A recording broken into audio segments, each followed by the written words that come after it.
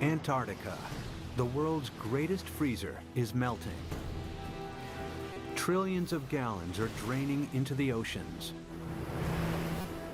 Sea levels are rising. It's happened before, and it's happening again right now. It's not a question of will sea level rise a large amount. It's only a question of how fast that will occur. How will humans fight back before our cities are inundated? Holding off the sea would be the major employer of the world by 2100. Massive levees to defend our coastlines. Floating towns and cities. Vast dams connecting continents. It's our greatest challenge yet, Earth underwater.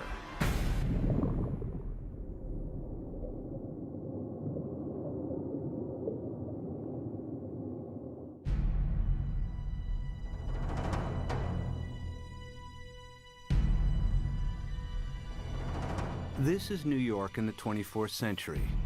Sea levels have risen by 120 feet. Manhattan is flooded. What could cause such a terrifying scenario?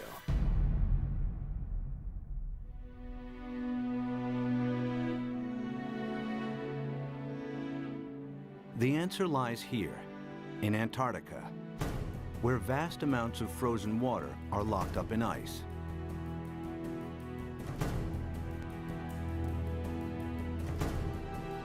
Some of Antarctica's ice sheets are more than 2 miles thick. If melted, this ice would dramatically raise sea levels. And the melting has already started. Taxi checks complete.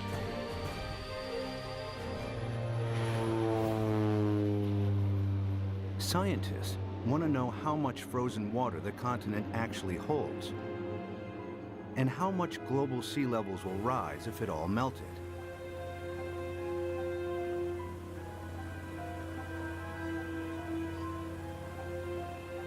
Specially equipped aircraft send radar beams deep into the ice, which reflect off the bedrock and measure the depth of the ice sheet.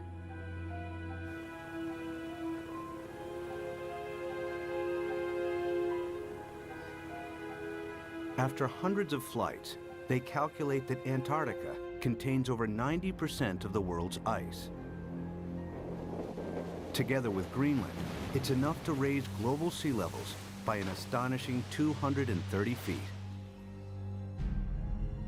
This is what North America would look like if all of the planet's ice melted. Europe would also shrink. London's Tower Bridge would become a solemn monument in the sea. Berlin would be flooded, as would Paris. But how likely is such a scenario? Is sea level rise reality or myth?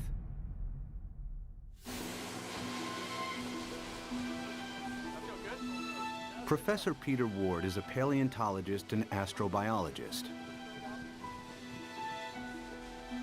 He's written extensively on the history of life on Earth.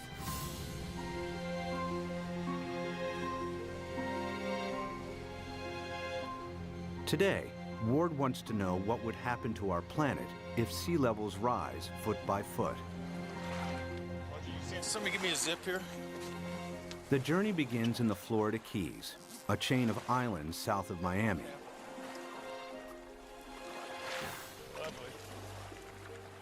He's looking for clues from the past that may help predict the future of our planet. All right, guys, you want to go swimming? You ready?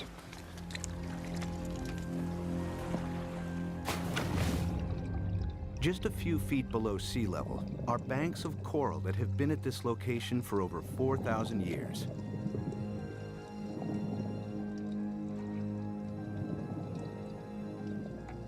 During this period, sea levels have been stable, not just in Florida, but around the world. Who's going swimming with me? Come on, boys. But it hasn't always been like this.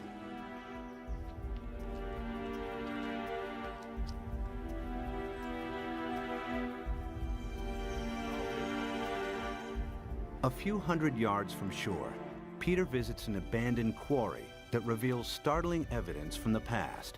Oh yeah, beauty. Nice. Look at this dude. Sitting right in growth position, grew straight up. Very nice. I came here at a very young 23 years of age. Our professor brought us to this quarry and said, this is a perfect reef, and it is. Look at this big coral sitting right in place. This is how corals grow straight up. And not very far offshore from us, we have these same corals living in place. And these things have to live in at least 10 feet of water. So we're sitting here. There's not been any volcanism. Nothing has lifted Florida up. How could you get this coral this high up in the air now, unless you had sea level, at least another 10 feet above this? It was the first indication to me that sea level, which I knew had gone down and come up, but I had never thought that it could be higher than it is now. If history repeats itself, our coastal cities would be inundated. Sea level rise is not a myth. It could happen again, just as it's happened before.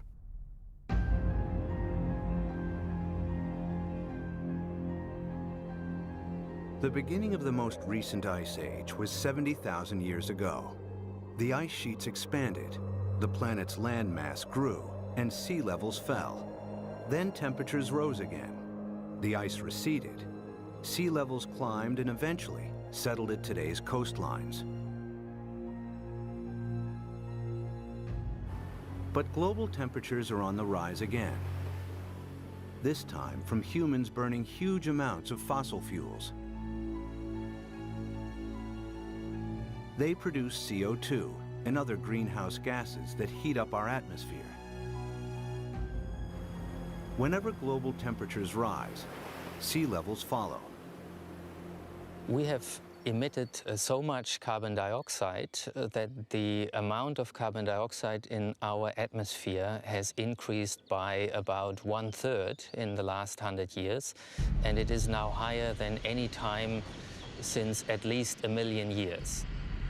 We expect about 3, 4, even 5 degrees centigrade warming in this century. The warmer it gets, the faster the sea level rises.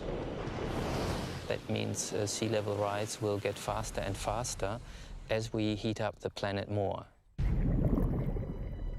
Of course, predicting future sea level rise is difficult, as the planet has never before experienced the dramatic increase in CO2 of the last 100 years. But Professor Rahmstorf's climate model predicts a maximum 6-foot sea level rise this century, as higher temperatures kick in.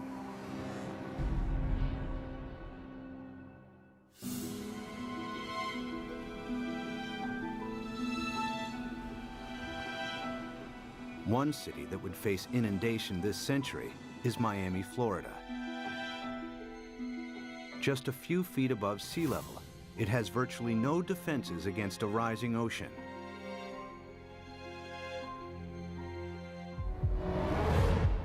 After 1 foot of sea level rise, these beaches would be regularly flooded at high tide. After 2 feet, many roads would be submerged. After 3 feet, if a hurricane strikes, the surging water would overcome sea defenses and cause flooding deep inland. Much of the region's coastal real estate would be ruined. We are looking at millions and millions and millions of dollars of real estate here. And we can assume that every one of these things is $500,000 to $1 million. We've got 100 here, we've got $1 billion in a very short area through here. So our $1 billion of houses, we get 1 meter, 3 feet of sea level rise, and every single one of these houses is useless. Who's gonna buy them? What happens to this $1 billion of real estate by the time we get 3 feet? I mean, it's gone. It's useless. It's just, you scrape it off with bulldozers and you just leave it here. That's what'll happen. It'll just be left here. And it's not just residential properties that will be affected. Think of all the wharves and all the places where ships offload and unload all the goods and services. And if sea level rises even 3, 4, 5 feet, every single one of those ports has to be replaced. The cruise ship lines, there are billions of dollars of infrastructure that even a small sea level rise takes out. You got to rebuild it all over again. After 4 feet of sea level rise, electricity supplies would be affected as coastal power plants are flooded. After 5 feet, some of Florida's freshwater resources would be contaminated with seawater, and the Everglades National Park becomes a vast bay. After 6 feet, millions of Floridians would have to evacuate the state. So what's going to happen to Florida?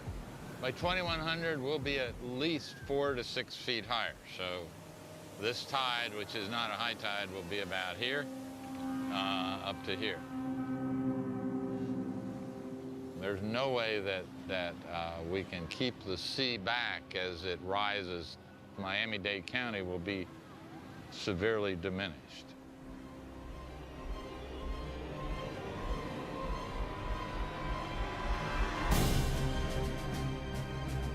By 2100, after 6 feet of sea level rise, Miami would look like this.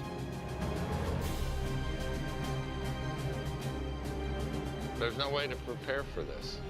You can't put levees around the kind of sea level rises we're in for. We're a city that's only a little over 100 years old. We became a town, an incorporated town in 1896, so we're not that old. But we may not make it for the next 100 years. The only way to prevent Miami from flooding would be to construct a vastly expensive system of levees surrounding the city. It would be a major engineering challenge, as Miami is built on porous ground that allows seawater to seep through. Alternatively, if Miami was flooded, the city would eventually have to be abandoned. There are cities you can save and cities that you can't save. And the choices will be based on, can we dike it off, can we put it off, or is this too expensive, not worth the price, not worth the effort? One city determined to defend itself against the sea is New Orleans, Louisiana. During Hurricane Katrina in 2005, large parts of New Orleans were flooded after a storm surge raised sea levels by 20 feet. The city lies several feet below sea level. Its antiquated locks and levees weren't strong enough to hold back the rising sea. As the storm pushed the Gulf's surging waters into Lake Borgne and onwards into the city's canals, New Orleans' sea defenses broke in 50 places. We had some levee and flood wall failures in the hurricane system, and the combination of that overtopping of the levees and the flood walls that failed caused massive flooding throughout the city. About 80% of the city of New Orleans was flooded following Hurricane Katrina.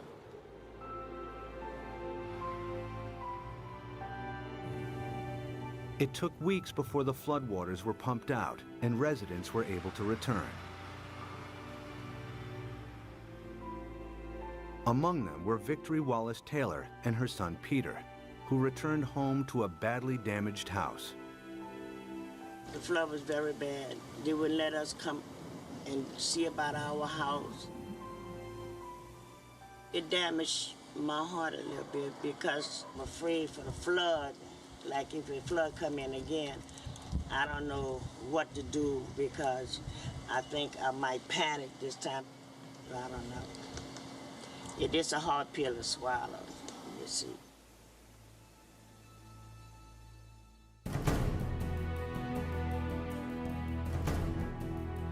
To prevent New Orleans from flooding again, the U.S. government is investing billions of dollars in the city's sea defenses. Along the riverbanks, the U.S. Army Corps of Engineers is strengthening New Orleans' levees and locks. Their work here provides future insight into the kinds of construction that may be needed to protect coastal cities around the world against rising sea levels. We learned a lot of key lessons, and some of the key lessons learned were incorporated into the designs for the Greater New Orleans Hurricane Storm Damage Risk Reduction System. And that system is a series of many different aspects. It has flood walls, it has pump stations, it has levees. There's the series that we call the multiple lines of defense. New Orleans defense takes a unique approach against the rising water by confronting the enemy itself. The flood surge that broke its sea defenses approached the city from Lake Bourne, a lagoon east of New Orleans. It's here where the U.S. Army Corps of Engineers is focusing its efforts. What we've done now is we moved the defense of the city out. We're about 12 miles from downtown, about 8 miles away from the 9th Ward, which is flooded.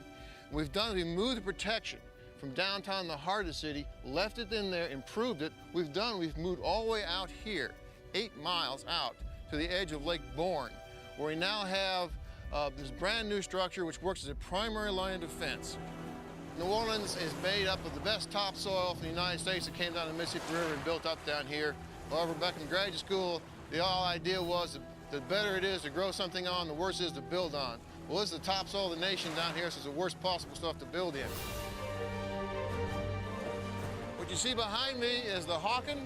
It is a pile-driving crane brought in from Seattle, Washington, across the Pacific Ocean, down to the Panama Canal to New Orleans to build this particular gate and the barge gate. And what we've had to do is go down 60 feet through the newer material down to the old Pleistocene clay, and that is our basis. So the main wall itself goes down to minus 130 feet, and the batter piles that brace it are down to 190 feet. All tall buildings in New Orleans, the dome, everything is based upon piles. The new seawall also has to allow ships to pass through.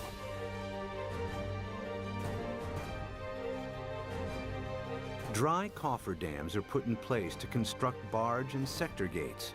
The concrete is poured, the dams are flooded, and the gates can be completed.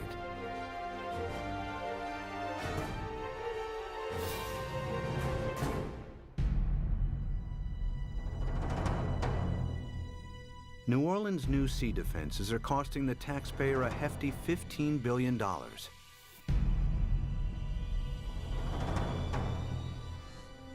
But their design only accounts for storm surges that build from sea levels today.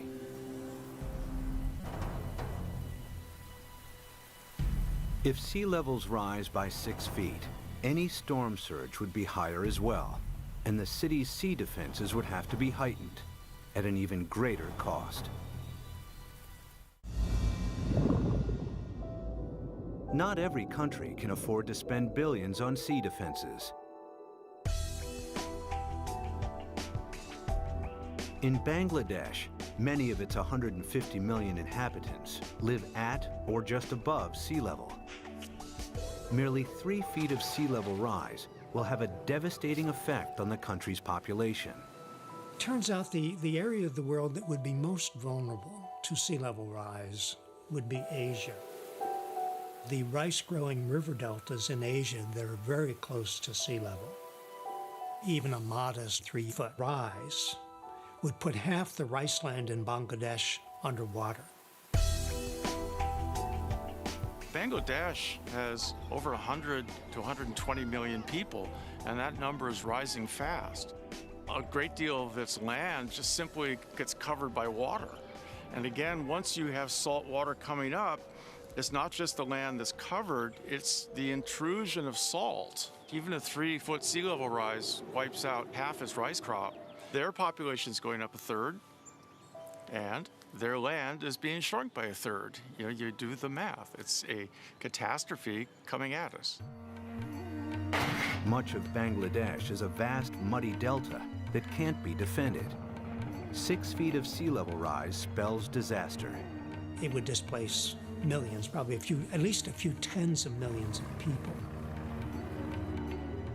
Where are they going to go? India's already built a wall between India and Bangladesh. They're anticipating there are going to be a lot of Bangladeshis starting to move, looking for a place to go, and Bangladesh itself is already one of the most densely populated countries on Earth. And then there are another 18 or 20 rice-growing river deltas in Asia, the Irrawaddy in Burma, the Pearl River Delta in China, and so forth, that would be affected in varying degrees by the rise in sea level. By the end of the century, cities and coastlines around the world will be under siege from the rising tides. Everywhere, people will be building levees and sea defenses to fight back.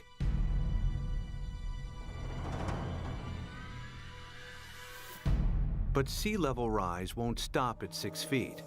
They're likely to rise at an even faster rate.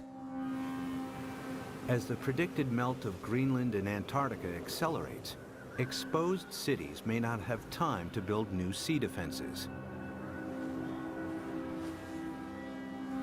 Clues about the speed of future sea level rise are found during the time of the last ice age.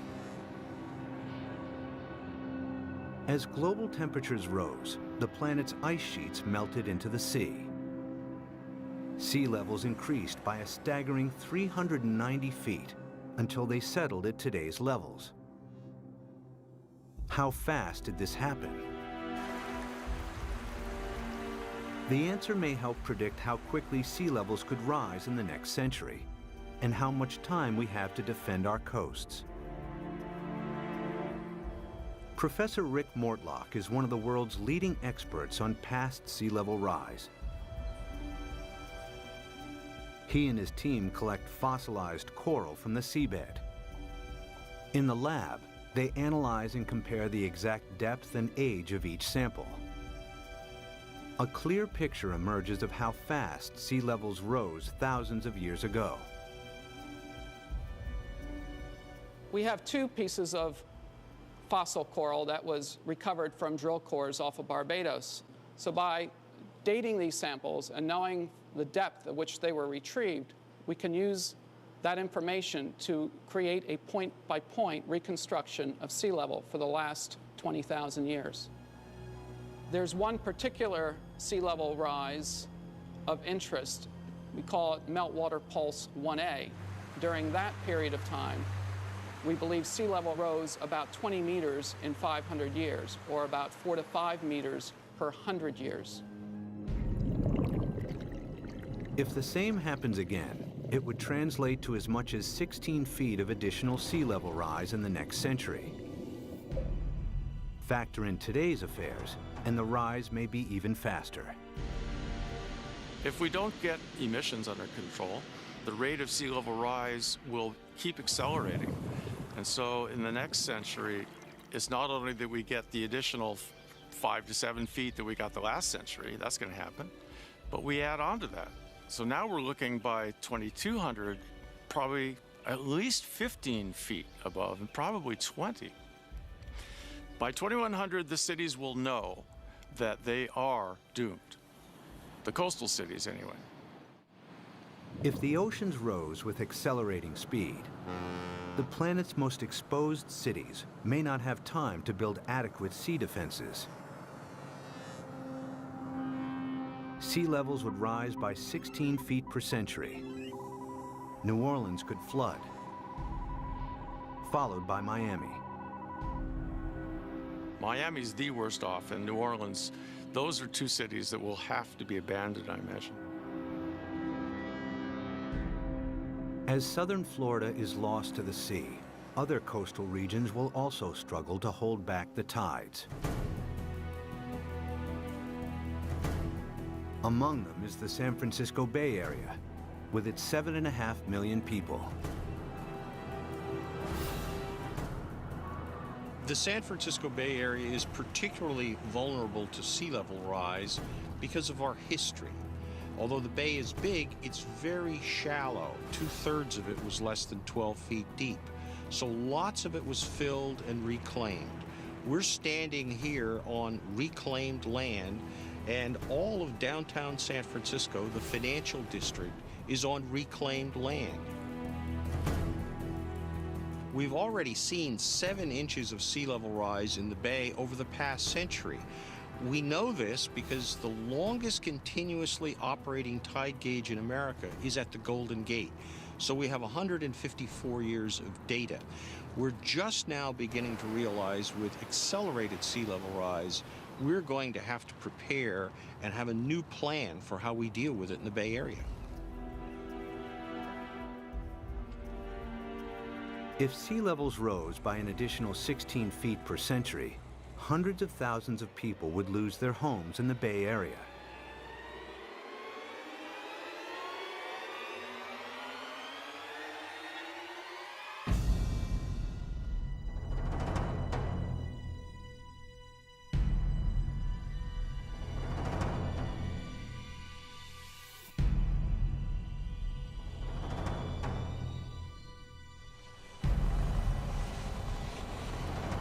To protect San Francisco Bay, levees would have to be built on a massive scale. The silver lining is the engineering will create so many jobs. Holding off the sea will be the major employer of the world by 2100, I think. This is going to be worldwide. We're going to have a damn revolution. The bay's entire coastline would have to be defended with levees in order to protect it. But in the east, the Sacramento-San Joaquin Delta would remain vulnerable because it's at or below sea level. The Delta has some of America's most fertile farmland. The most important part is food. It's unbelievable the proportion of human food that comes from land that is at sea level, not necessarily right next to the sea, but at an elevation that will be impacted by sea level rising. Sea level rises a little, all those fields next to it, even if they're not covered by the sea, are rendered useless for human crops by the sea. If the Delta and its farmland were lost to the sea, California's food supply would be in jeopardy. The Delta is also one of the main sources of fresh water on the American West Coast. This is the hub of California's water supply. 26 million people drink water that comes from this estuary. That's a huge number. 2/3 of the population of California gets water from this estuary. If you raise sea level even a foot, you know, which in our mind isn't all, as geologists, that doesn't seem like much, yeah, but that's common, yeah. If you raise sea level a foot, the work that we've done suggests that you will salt up this end of the Delta, even if the levees all stay together, even if they don't fail. If sea levels rise by 6 feet this century, local rivers will be contaminated with salt, and California's main fresh water supply will be lost. In the next century, after an additional 16 feet, the entire Delta will be claimed by the sea.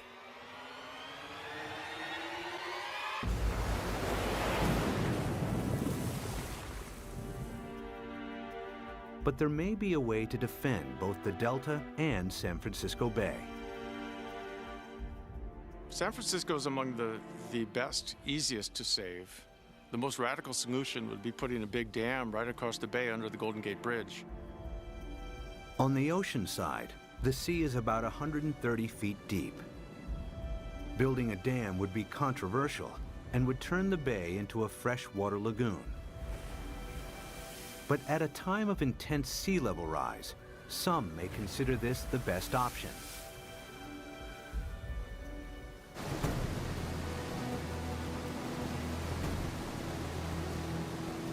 Using cutting-edge technology, huge dredgers could pick up sand from the seabed nearby and deposit it as the dam's foundation.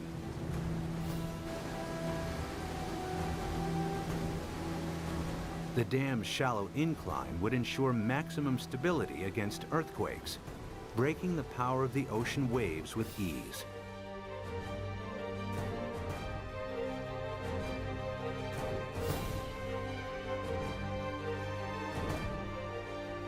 Vast pipes and pumps would be installed to keep the bay's river water flowing out to sea.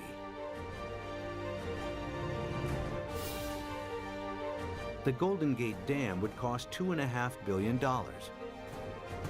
and could be heightened to deal with any sea level rise in the future. San Francisco and the Bay Area would be saved.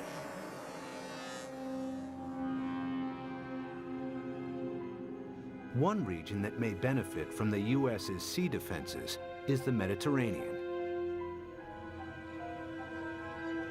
It's flanked by countries both rich and poor that have thousands of years of history. The Mediterranean has a unique feature, a narrowing at its mouth. The Straits of Gibraltar are between 10 and 20 miles wide, stretching from southern Spain to Africa. A dam could keep the rising water of the Atlantic separate from the Mediterranean. There's been a plan since World War II, for instance, to put a dam between the Rock of Gibraltar and Morocco on the African side. A dam big enough that sea level rise does not affect the Mediterranean. But building a dam here has one major drawback. Every year, the Mediterranean loses 2 feet of sea level through evaporation that is compensated by the inflow of water from the Atlantic. The dam would cut this off. In the case that you build a dam in the Gibraltar Straits, there will not be the flow of water from the Atlantic. So in the case that you cut the flow, so there will be a evaporation, there will not be compensation, and there will be a permanent drop of the water level. After years of evaporation, the Mediterranean would turn into a stagnant saltwater lake. Eventually, the sea would dry out. And if then the sea level would rise, let's say another... Sea defense engineer Peter Janssen maps out possible solutions on how to keep the Atlantic flowing while building the world's largest super dam. I looked at the surroundings. I looked at what may be required to make a closure. And then, well, I thought it may be feasible.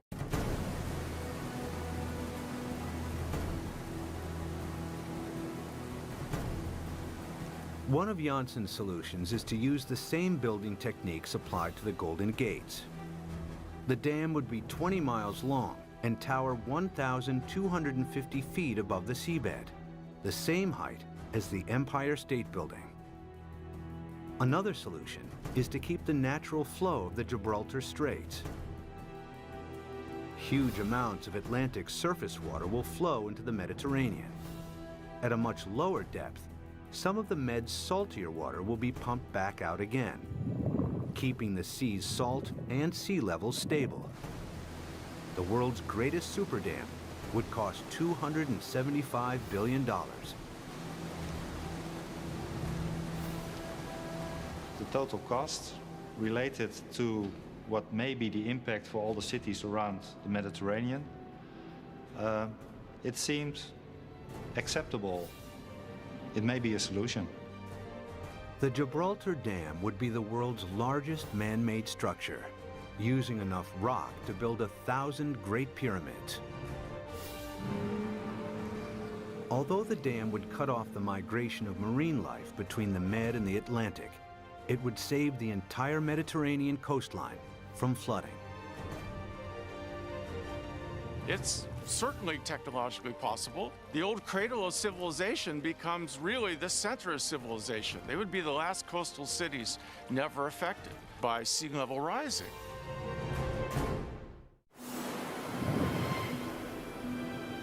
By the end of the next century, sea levels could rise by nearly 22 feet.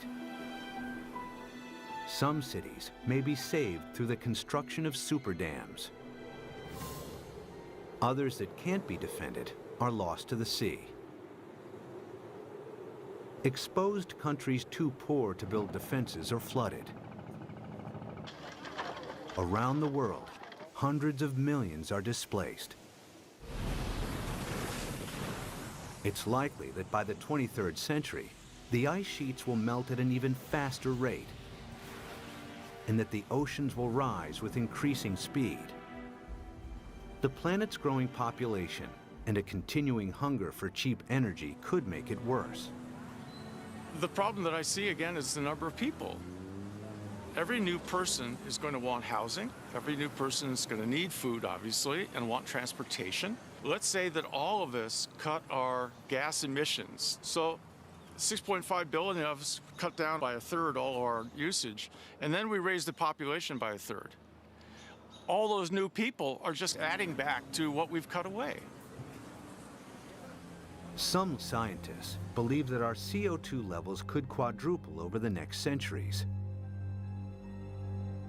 It would mean reaching CO2 levels last seen over 50 million years ago, when there was no ice on the planet and when sea levels were more than 230 feet higher than today.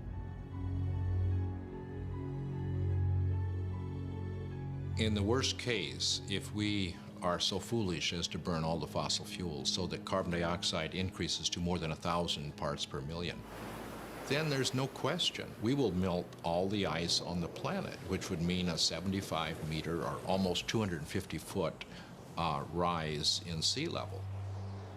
It's not millennia. It's not going to take thousands of years.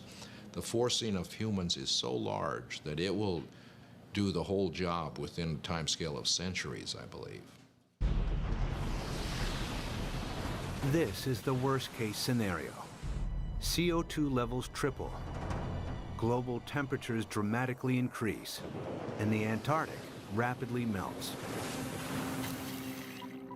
The world's coastlines are eroded as sea levels rise by an additional 50 feet by the end of the 23rd century. One rich city that would struggle to defend itself is London, Western Europe's largest metropolis. Its main river, the Thames, is tidal, and water levels vary by up to 22 feet. The Thames barrier defends the city against storm surges from the sea. If a tide is unusually high, the barrier closes its gates, and inner London is protected. If sea levels rise by 6 feet, the barrier would have to be replaced by a huge seawall upstream. But if they rise by 50 feet per century, there may not be enough time to build adequate sea defenses. It would be a disastrous situation. It would mean you simply can't inhabit the coastal areas because you will have a continually changing sea level. So we really do not want to go down that path.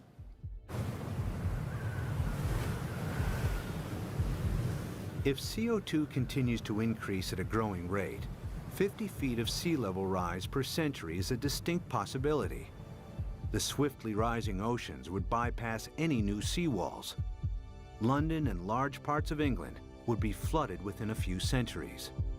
The worst case scenario is when we have maybe 4 to 6 feet within a decade. That's not the kind of thing where you sort of sell your houses and say it's going to be okay. But you're trying to get out of there without drowning. It's going to challenge the existence of civilization. One of London's most famous landmarks, the Tower Bridge, would become a somber outpost in the sea. I mean, there would be a degree of panic that we cannot imagine as each country tried to figure out how it somehow could survive. Rising oceans would seep underneath obsolete levees or breach areas where there wasn't the time or money to strengthen seawalls. The rapidly rising sea levels would soon overwhelm large parts of continental Europe. By the time all of the Antarctic's ice has melted, Denmark, the Netherlands, and large parts of northern Germany and France will be lost. Significant sea level rise may turn Berlin into a coastal town within centuries. Another 100 years, and the city would be lost to the sea. The rising sea would creep up the River Seine and find its way to Paris. With an elevation of 115 feet, the French capital would be vulnerable to sea level rise. After all of the planet's ice is melted, it will flood. The affluent countries would try to protect their borders against millions and millions who would be leaving the areas most severely affected. But the stresses associated with migration on this scale are unimaginable. The meltdown of the planet's ice sheets would completely transform our world. But even as our coasts are pushed back by the rising oceans, resourceful humans would try to adapt.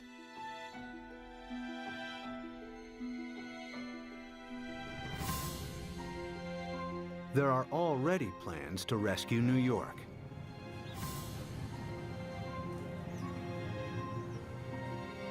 Manhattan Island is flanked by two fast-flowing tidal rivers. The entire city is directly exposed to the North Atlantic and extremely vulnerable to sea level rise.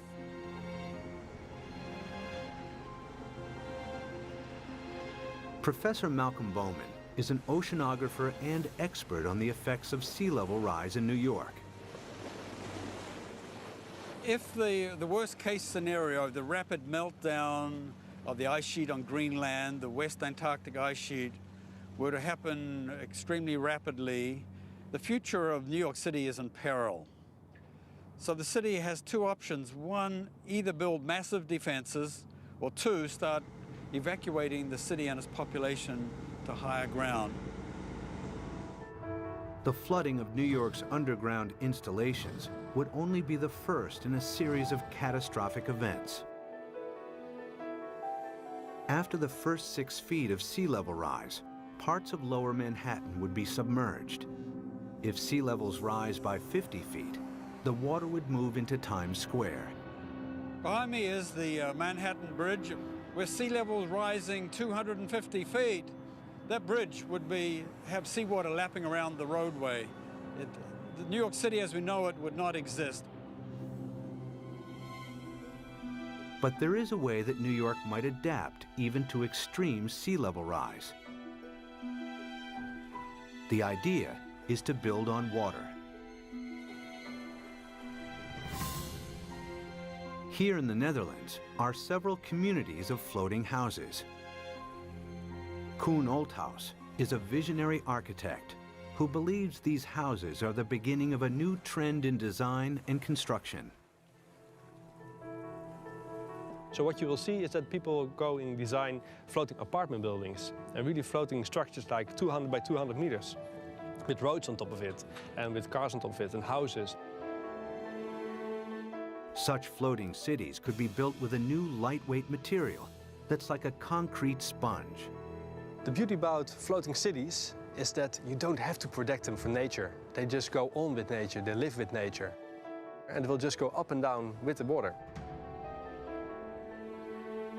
Olthaus has designed a seawall to protect Manhattan, with floating districts attached to it. New York, we're going to build a new Wall Street around it, around Manhattan. So we can redesign the city around it, or even having floating leisure around it, floating agriculture. A floating New York is still in the concept stage. But one day, this may be the solution for hundreds of coastal cities facing inundation. The best silver lining of the whole thing to me is that it will require a united world. A world war against sea level will have to bring all of the squabbling governments to act together. The sea doesn't care what your national boundary is. It's an equal opportunity flooder. We will have to, as a planet, come at this in a united fashion. Whether it's the construction of massive seawalls or super dams, sea level rise will happen. The question is not if, but how fast and how much our oceans will rise. Much will depend on our own CO2 emissions. Humans will need all their ingenuity to meet the world's greatest challenge yet. When 7 p.m. feels like this,